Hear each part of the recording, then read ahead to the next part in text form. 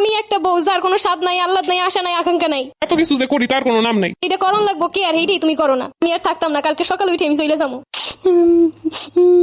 এবার সারা রাত কানবো। ও ওঠো, তোমার জন্য চা বানাই নিয়ে আসছি। আজব তো। কি গো, ওঠো, চা নাস্তা বানাইছি, খাবা না?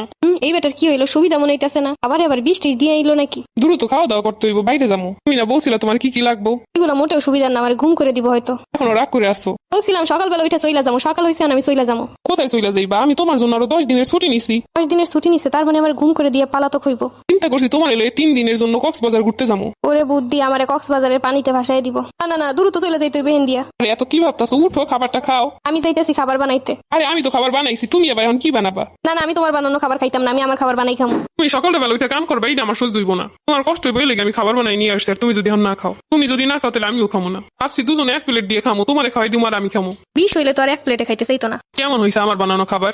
ভালো হইছে। আচ্ছা চলো এবার শপিং এ যাই। তোমার যা যা পছন্দ হইব, যা যা লাগবে সব নিয়ে আসবো। সব কিনতে কত টাকা লাগবে আমি ব্যাংক দিয়ে টাকা উঠাই নিয়ে আসবো। এক রাতে এত চেঞ্জ? না স্বপ্ন দেখতাছি।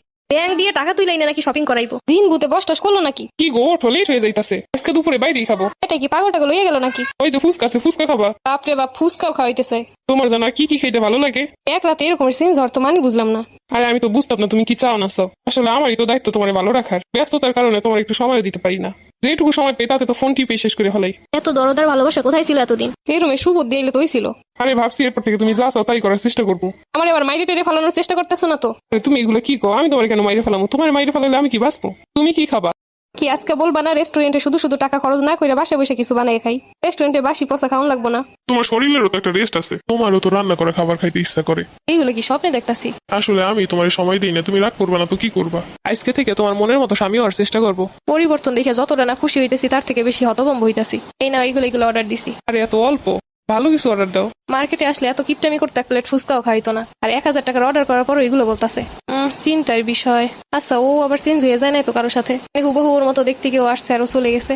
তিলটাও তো একই জায়গায় আছে, তাহলে বেটার হঠাৎ করে হইলোটা কি? তোমার না নতুন মডেলের একটা মোবাইল পছন্দ হয়েছে? আরো 4 মাস আগে বলছিলাম। চলো আজকে ওইটা কিনি। না না না, এখন আর ফোন কিনবো না। এমনিতেই যা করতেছো তাই মানতে পারতেছি না, আবার মোবাইল কিনে দিলে সেটা তো মানতেই পারবো না।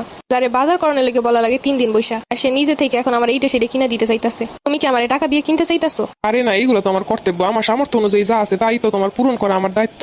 শোনো, আমি তোমার কাছে শুধুমাত্র একটু কেয়ার চাইছিলাম। সারাক্ষণ তো তুমি মোবাইল আর তোমার জব নিয়েই ব্যস্ত। আমি যে একটা মানুষ, আমার যে জীবনের একটা ভালো লাগা খারাপ লাগা আছে সেটা তো কারো বোঝা উচিত। সারাদিন বাসায় একা থাকি, অফিস থেকে আসলে আমারও তো একটু গল্প করতে ইচ্ছা করে। হ্যাঁ, এর জন্যই তো ভাবছি এখন থেকে তোমার সময় দিব। মোবাইল তো কম টিপো না, ভালো ভালো হাদিস শোনো না। কত হুজুর আছে যারা স্ত্রীদের নিয়ে অনেক সুন্দর সুন্দর হাদিসের কথা বলে। হ্যাঁ শুনি তো। বউয়ের সাথে কথা বলা সুন্নত, বউয়ের দিকে হাসি দিয়ে তাকানো সুন্নত, বউয়ের সাথে ঝগড়া বাদে যাই করবে সবকিছুই সুন্নত। ভালো কাজগুলো তো আর দেখবা না, বোঝার চেষ্টা করবা না। আজকে তুমি যদি হাদিসের অনুযায়ী চলো তাহলে 2 দিন পরে আমাকেও তুমি হাদিসের লাইনেই চলাইতে পারবা, কিন্তু নিজেই যদি হাদিসের বাইরে কাজ করো তাহলে আমারে কিভাবে অন্যভাবে তৈরি করবা? হ্যাঁ, বউদেরও তো স্বামীদের প্রতি অনেক কর্তব্য আছে। তাই তো বললাম, শুধু নিজের বেলায় হাদিসের খোঁজ নাই, অন্যের বেলায় খুব হাদিস দাও। নিজে ইসলামের পথে চললে বউ এমনিতেই ইসলামের পথে চলে আসবো, পর্দা করবো। নিজে ইবলিশের মতো ব্যবহার কইরা বউ যদি চাও ফেরেশতার মতো, তা তো আর হবে না। হ্যাঁ ঠিকই বলছো, দোষটা আমাদের পুরুষদেরই, কিন্তু শুধু শুধু দোষ দেই সব মহিলাদের। ভুলটা এতদিন আমারই ছিল। মনে রেখো, আমার সাথে যত খারাপ ব্যবহার করছো, যাই করছো, অবহেলা করছো, আমি যতদিন ক্ষমা না করবো ততদিন পর্যন্ত তুমি সেই পাপ থেকে বের হইতে পারবা না। আমি তো মাত্র চেষ্টা শুরু করছি তোমাকে ভালো রাখার জন্য। এতদিন কইছিল তো ভালো রাখা? এতদিন তো বুঝতে পারি নাই, কিন্তু যখন থেকে বুঝতে পারছি তখনই তো তোমার কেয়ার নেওয়া শুরু করছি। হইছে, এরকম থাকলে হয়? কয় ঘন্টা থাকে এরকম আল্লাহই জানে। যার রিজিকে যতটুকু আছে ততটুকুই পাইবো, কিন্তু কেয়ার আর অবহেলা এটা তো সম্পূর্ণই নিজের ব্যাপার। তুমি রাগ করো না, তোমার রাগ ভাঙাইতে কি কি করণ লাগবো খালি আমারে ক্ষমা কইরা দাও। কিছুদিন আগে ভাইরাল একটা পোস্ট ছিল না, মেয়েরা কিসে আটকায়? মেয়েরা আটকায় যত্নে, ভালোবাসায়, কেয়ারে। যদি তা না হইতো তাহলে বিল গেটসেরও ডিভোর্স হইতো না। বউকে যদি হারানোর ইচ্ছা না থাকে তাহলে ভালোবাসো, মায়া আটকাও, কেয়ার করো। গার্লফ্রেন্ড বউ এরা ছেড়ে গেলে বলে স্বার্থপর, অথচ তোমরা পুরুষরা যে অবহেলা করো, অত্যাচার করো, এগুলো তো কেউ দেখে না। আজকে থেকে তোমার অনেক ভালো রাখবো, কথা দিলাম। এরকমের ভালো হাজবেন্ড হলে জীবন এমনি সার্থক। মেয়েরা এইটুকু ভালোবাসে, এই সুখী।